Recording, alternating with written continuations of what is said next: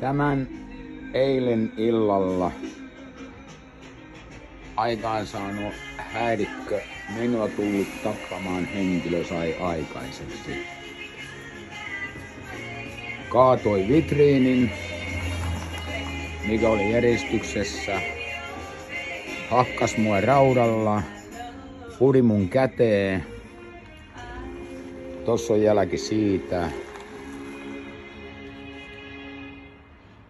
Katsokaa mitä hän sai aikaiseksi. On kiva, kun tällaista tapahtuu Vaasassa.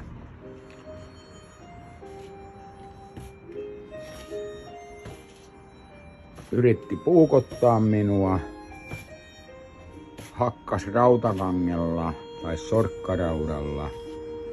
Tuossa on vielä parempi kuva tuosta pudemasta. Tässä näin. Kaiken minkä on saanut järjestykseen. Täällä painittiin ihan oikeasti vähän kovaa, ettei henki lähtenyt itseltä. Ajatelkaa halvaantunutta miestä kohtaan.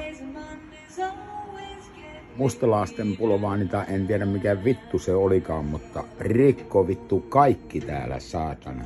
Tietokoneesta lähtien. Siellä on ihanasti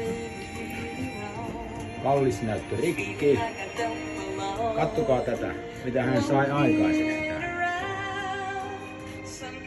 Mutta niinpä jätkä lähti Käpälämäkeen. En onneksi saanut vasemmalla kädellä kurkusta kiinni.